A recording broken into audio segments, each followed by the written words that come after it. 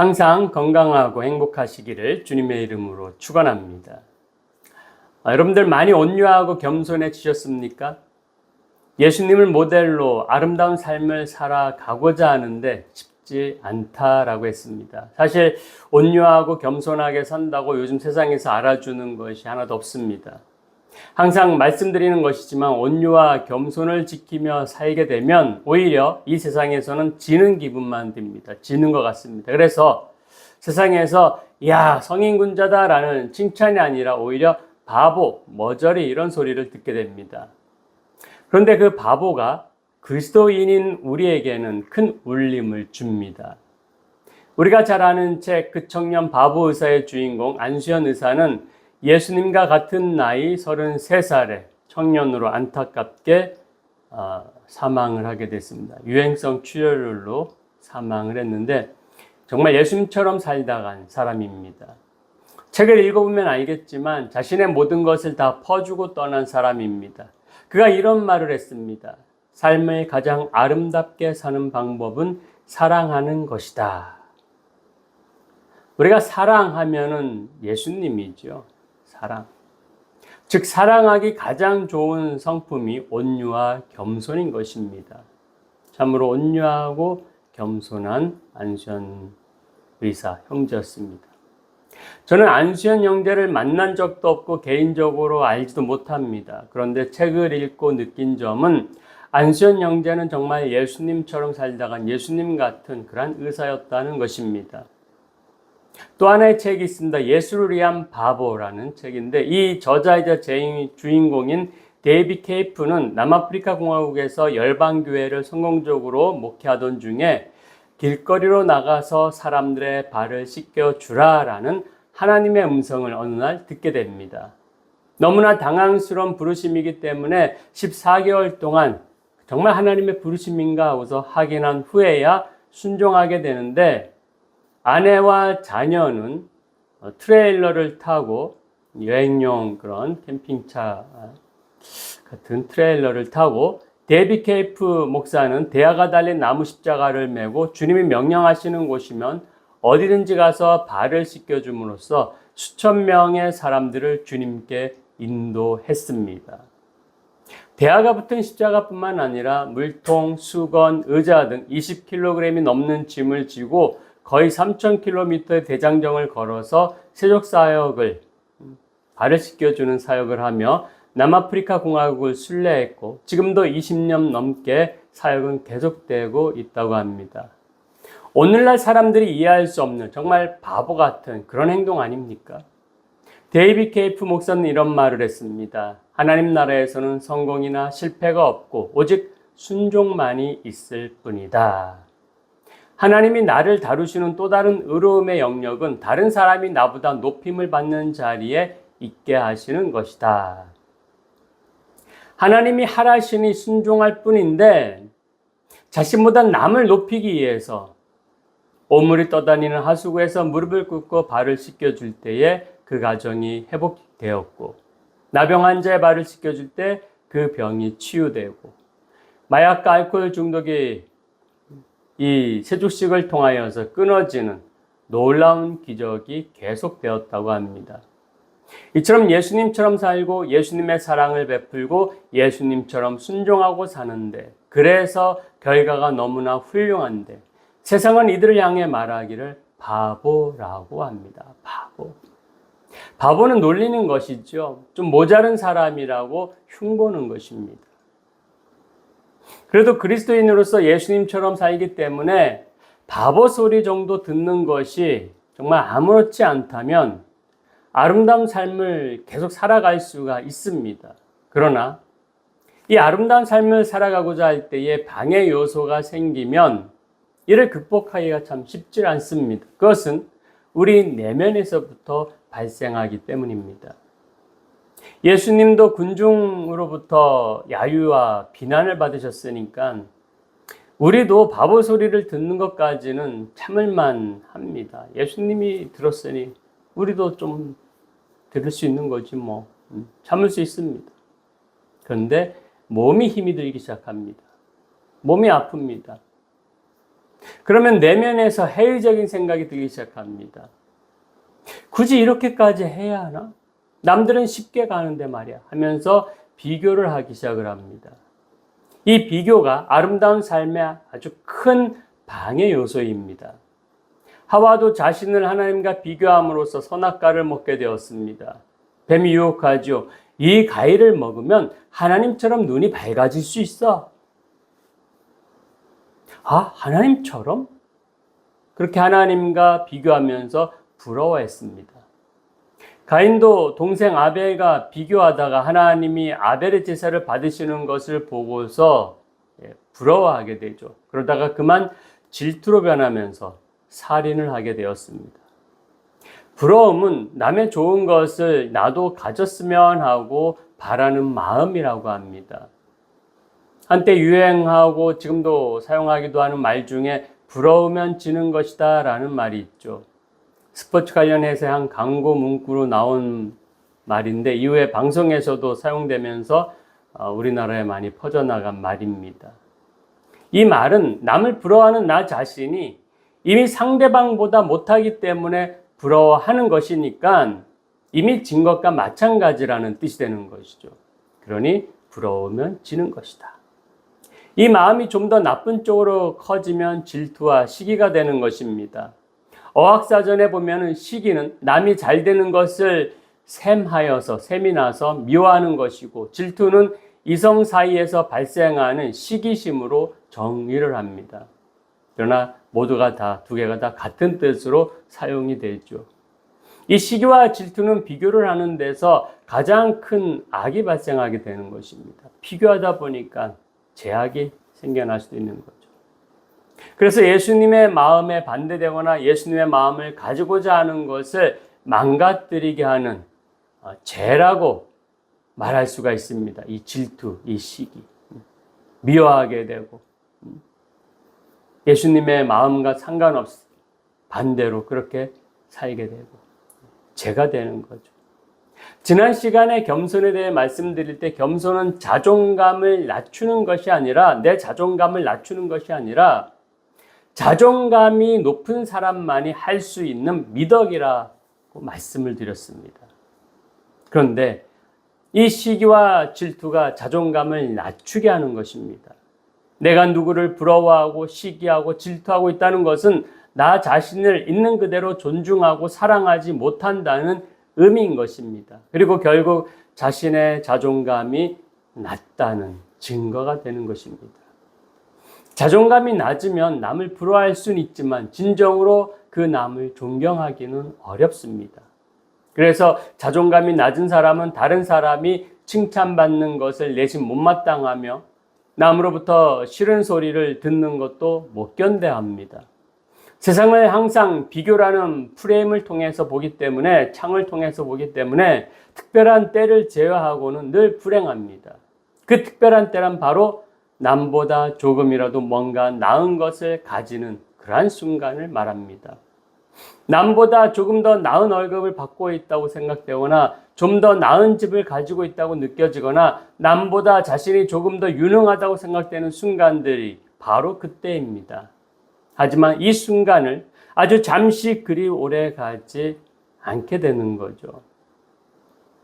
세상에는 언제든지 자신보다 더 나은 것, 더 탁월하다고 생각되는 사람이 있기 마련이기 때문입니다.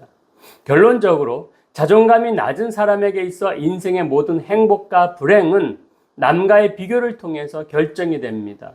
내 삶의 주도권을 남에게 넘겨주게 되는 것이죠. 나 스스로 나는 행복해, 난 이래서 불행해 라는 것이 아니라 남과 비교해서 결정을 한다는 거죠. 반면에 자존감이 높은 사람은 상대의 장점을 기꺼이 인정하고 그 장점을 내가 본받을 점으로 받아들여서 자신을 발전시킵니다. 또한 내적 일관성이 있어서 외부 환경이나 다른 사람들의 평가에도 크게 흔들리지 않고 주관적인 삶을 살아갑니다. 그래서 행복과 불행을 당당히 자신이 결정하게 되는 거죠. 이러니까 행복한 거야, 이러니까 불행한 것이야 하고서 분명히 말할 수 있는 거죠. 그러므로 자주 비교하면서 시기하고 질투하는 것은 자존감이 낮은 행동이고, 자존감이 낮으면 겸손하고 아름다운 삶을 살기 어려워진다는 이 사실을 기억하여서 비교하지 말고 나 자신을 소중히 여기고 하나님께 감사하는 그런 믿음의 생활을 하시기를 부탁드립니다. 예일대학의 심리학 교수 살로비 박사는 미국 범죄의 20%가 질투 때문에 생긴 행위라고 말을 했습니다. 그런데 질투의 특성 중 하나가 자기와 관계없는 사람에 대해서는 거의 질투를 하지 않는다는 것입니다. 옷가게를 하는 사람이 어떤 농부가 농사를 잘해서 큰 돈을 벌었다고 해서 크게 질투하지 않습니다. 회사원이 같은 동네의 슈퍼가 잘 된다고 해서 질투하지 않는다는 것입니다. 비슷한 그런 동종 업종, 그러한 회사, 그런 비슷한 경쟁할 만한, 비교할 만한 그러한 사람들이 질투하게 되는 거죠. 사람은 자신과 관계가 있는 사람을 보면서 시기하고 질투하면서 경쟁하는 것입니다. 한 농부가 염소와 나귀를 기르고 있었습니다. 주인은 무거운 짐을 묵묵히 잘 나르는 나귀를 매우 사랑했습니다. 염소는 주인의 이런 태도가 못마땅했습니다. 왜 나보다 나귀를 더 사랑할까? 염소는 시기와 질투를 느껴서 나귀를 해칠 계략을 꾸몄습니다. 나귀야, 너처럼 불쌍한 동물도 없을 거야. 주인은 말이야, 너에게 힘든 일만 시키니 이런 억울한 일이 어디 있겠니? 내가 한 가지 지혜를 주지, 깨를 가르쳐 주지. 염소는 나귀의 귀에 입을 대고 속삭였습니다. 짐을 싣고 개울을 건널 때에 자꾸 넘어지렴. 그러면 주인은 네 몸이 쇠약한 줄 알고 다시는 힘든 일을 시키지 않을 거야. 나귀는 개울을 건널 때에 염소의 말을 듣고 일부러 계속 넘어졌습니다. 주인은 평소 건강하던 나귀가 넘어지는 것을 보고서 깜짝 놀라서 의사를 데려왔습니다. 수의사는 이렇게 말을 합니다. 나귀의 기력이 약해졌으니 염소의 간을 먹이면 금방 낫습니다. 주인은 즉시 이 말을 듣고 그 옆에 있는 염소를 잡아 나귀를 치료했다고 합니다. 질투하고 경쟁하면 나 자신만 더욱 힘들어지는 법입니다. 나와 관계 있는 가까운 사람을 질투하거나 경쟁할 것이 아니라 축복하고 축하해주는 우리 모두가 다 되시기를 소망합니다. 성경에서 가장 가까운 관계에서 시기와 질투를 받아 큰 어려움을 당한 대표적인 인물이 요셉입니다. 아버지 야곱이 가장 사랑하는 부인 라헬이 어렵게 낳은 아들이 요셉이라 야곱은 요셉을 특별히 사랑했습니다. 그래서인지 요셉에게만 귀한 채색 옷을 입혀주었습니다. 물론 성경 전반을 살펴보면 다른 아들은 아버지가 싫어하는 짓을 하고 다녀서 더욱 요셉을 사랑한 이유가 있습니다. 그러나 결국 형들이 듣고 기분 나빠할 만한 꿈을 꾸고 아버지의 사랑을 독차지하는 요셉을 시기 질투하던 그 형들에 의해서 이 요셉은 노예 상인에게 팔려 애굽의 친위대장 보디발의 노예 종이 됩니다. 요셉의 고난은 여기서 그치지 않고 보디발의 총애를 받게 되자 이를 시기한 보디발의 장군 아내 유혹과 모함을 통해서 누명을 쓰고 옥에 갇히게 됩니다. 하지만 하나님의 은혜로 감옥에서 왕의 술 간원장과 떡 간원장들의 꿈을 해석해 준 것이 계기가 되어서 왕의 꿈까지 해석하고 애굽 나라 전체를 관리하는 총리 대신이 됩니다. 이후 흉년으로 양식을 구하러 온 형들을 만나게 되고 여러 우여곡절을 통해서 아버지 야곱도 만나고 온 집안을 애굽으로 이주시켜서 번성하게 잘 살았다는 이야기입니다. 똑똑하고 잘생긴 주인공이 시기와 암투, 위기와 또 모함을 극복하고 결국 성공해서 자비와 사랑을 베푸는 줄거리로만 치면 우리나라 주말 드라마로 만들어도 대박 날 만한 그런 이야기입니다. 이러한 요셉의 일대기를 함축해서 표현한 문장이 야곱의 축복에 들어 있습니다. 야곱의 축복. 창세기 49장 22절입니다. 오늘 본문 말씀이죠. 요셉은 무성한 가지, 곧 샘 곁에 무성한 가지라. 그 가지가 담을 넘었도다. 아멘. 야곱이 말년에 자식들을 축복하는 내용 중에 요셉에게 축복하는 내용입니다. 샘 곁에 무성한 가지가 담을 넘었다라는 말씀은 막힘이 없는 형통함의 축복입니다. 이 형통함은 하나님이 주시는 복입니다. 창세기 39장 3절입니다. 그의 주인이 여호와께서 그와 함께 하심을 보며 또 여호와께서 그의 범사에 형통하게 하심을 보았더라. 아멘. 요셉이 형통한 축복을 받아 누렸다는 말씀인 것입니다. 요셉은 분명 가장 가까운 형들에게 배신당했습니다. 무성한 가지일 수가 없습니다. 담을 뻗어나갈 그런 가지가 못 됩니다. 그러나 하나님이 주신 형통함의 축복으로 요셉은 노예가 된 몸으로 보디발 장군의 집을 관리하는 총무가 되었습니다. 또 제수가 된 몸으로 감옥을 관리하는 사람이 되었고 나아가 타 국민으로서 애굽 전체를 다스리고 관리하는 총리 대신이 되었습니다. 어떻게 이처럼 형통할 수 있었을까요? 그것은 우상을 섬기는 보디발 장군이 알아볼 정도로 하나님이 함께 하셨기 때문입니다. 하나님을 잘 모르는 사람도 저 사람은 하나님이 함께 하시는구나 알았다는 거죠. 창세기 39장 23절에 그 내용이 반복되고 있죠. 이는 여호와께서 요셉과 함께 하심이라 여호와께서 그를 범사에 형통하게 하셨더라. 아멘.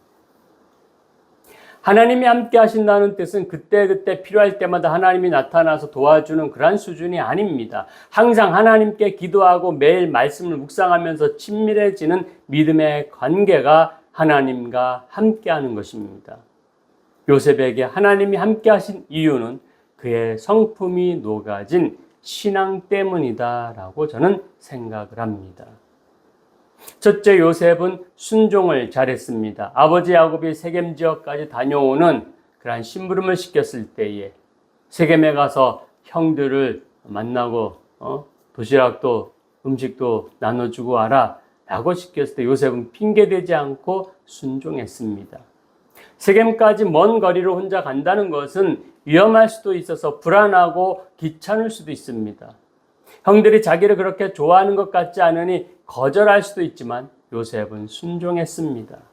그와 같은 요셉의 순종을 하나님께서 귀하게 보신 것 같습니다. 하나님은 순종한 아브라함과 이삭을 기뻐하셨고 복을 주셨다라는 것을 우리는 잘 압니다. 하나님은 말씀에 순종하는 자와 함께 하신다는 사실을 믿으시기 바랍니다. 두 번째, 요셉은 순응을 잘했습니다. 성경에는 요셉이 착하게 살았는데 왜 이런 고난이 생기냐 하고서 불평하거나 원망했다라는 기록이 없습니다. 어렵든지 그 상황을 잘 받아들였습니다. 순종하고 잘 받아들이는 성품은 온유한 예수님의 성품입니다.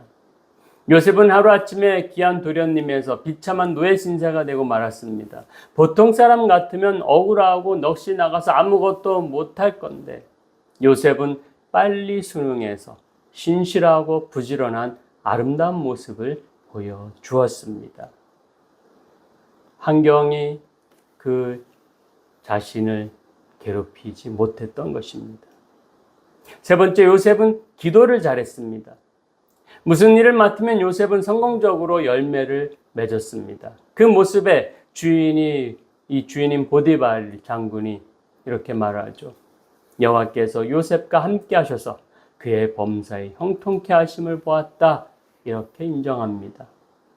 애굽 사람 보디발이 요셉에게 하나님이 함께 한다라는 사실을 어떻게 알았을까요? 매일 기도하는 요셉의 모습을 보고 알았을 것입니다.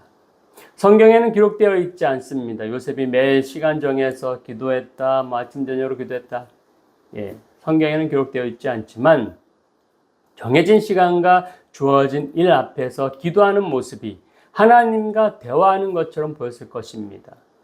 기도하는 요셉에게 꿈과 해석도 알려주시는 하나님임을 당당하게 말할 수가 있었던 것입니다. 그래서 왕의 꿈 내용을 듣고서 창세기 40장 8절에서 이렇게 말을 합니다. 해석은 하나님께 있지 아니하니까. 해석은 하나님께 있지 아니하니까. 즉 해석은 하나님이 하신다. 하나님이 말씀하신다. 하나님이 보여주신다라고 왕에게 담대하게 말할 수가 있었던 것입니다. 요셉은 17살에 종으로 팔려와서 30이 될 때까지 종노릇과 제수생활과 애굽의 총리를 할 때까지 항상 한결같았습니다. 기도하며 철저히 여호와 하나님께 의뢰했습니다. 언제나 기도하는 자를 하나님께서 도우시는 줄 믿으시기 바랍니다. 네 번째, 요셉은 원수 사랑을 잘했습니다. 사랑이 많았습니다. 창세기 45장은 아마 요셉의 인생에 있어서 가장 극적이고 가장 감동적인 장면이며 또한 요셉의 성품과 믿음을 가장 잘 보여주는 장면이라고 할 수 있을 것입니다. 형들이 총리가 된 자신 앞에 엎드려 절하는 순간 오랫동안 궁금해했던 꿈의 내용이 풀렸습니다. 그가 애굽의 종으로 팔려왔던 것은 그가 결국 애굽 총리가 되어서 큰 구원의 역사를 이루기 위한 하나님의 큰 그림이었다라는 것을 깨닫게 된 것입니다. 창세기 45장 5절입니다. 당신들이 나를 이곳에 팔았다고 해서 근심하지 마소서, 한탄하지 마소서. 하나님이 생명을 구원하시려고 나를 당신들보다 먼저 보내셨나이다. 아멘. 요셉에게 있어 형들은 원수입니다. 그러나 요셉은 형들이 하나님의 구원 계획에 사용된 큰 그림 도구였음을 깨닫고 오히려 형들을 안심시키는 은혜를 베풀게 되는 것이죠. 나중에 야곱이 죽었을 때 형들은 또다시 두려워서 떨었습니다. 이제 아버지가 없으니까 이젠 우리를 해칠 수도 있지 않을까? 그러나 그때 요셉은 형들뿐 아니라 그들의 자녀들까지 내가 잘 돌봐줄 것이다 라고 하면서 안심시킵니다. 형제들은 17년 동안이나 극진한 대접을 받았는데도 여전히 요셉의 마음을 믿을 수가 없었던 것입니다. 그러나 요셉은 이와 같이 자기를 믿지 못하는 형제에 대해서 한결같은 사랑을 베풀었습니다. 원수를 사랑하는 예수님의 마음을 요셉이 가진 것입니다. 예수님의 마음이 이처럼 위대하다는 사실을 기억하시기 바랍니다. 당장 눈앞에 벌어지고 일어나는 일들로만 보면 인생은 모두 다 걱정스럽고 모두 다 마음에 안 들고 항상 마음이 불편할 수밖에 없습니다. 세상은 비교하고 또 비교당하고 질투와 시기로 경쟁하며 끝없이 추락합니다. 그러나 눈을 들어 이 모든 일들 위해서 역사하고 계시는 하나님께 초점을 맞추면 달라집니다. 그래서 요셉은 순종했고 순응했고 기도했고 사랑할 수 있었던 것입니다. 그래서 세상은 요셉을 바보로 보았겠지만 믿음의 눈으로 볼 때 요셉의 인생은 아름다웠다라고 말할 수가 있고 세상을 아름답게 만든 사람이라고 말할 수가 있습니다. 예수님을 닮은 요셉처럼 우리도 순종하고 순응하고 기도하고 사랑하기에 최선을 다하는 아름다운 바보가 기꺼이 되시기를 주님의 이름으로 축원합니다. 기도하시겠습니다. 사랑이 많으신 하나님 감사드립니다. 이 땅에서 그리스도인은 바보로 살아갈 수밖에 없습니다. 그러나 그 바보가 아름다운 바보이기에 그 삶을 아름답게 만들어가고 세상을 아름답게 만들어갑니다. 요셉은 예수님처럼 사랑이 많았습니다. 용서할 줄 알았습니다. 요셉은 무엇보다도 하나님 앞에 기도했고 순종했고 순응했기 때문에 예수님처럼 사랑할 수 있었습니다. 오늘 우리도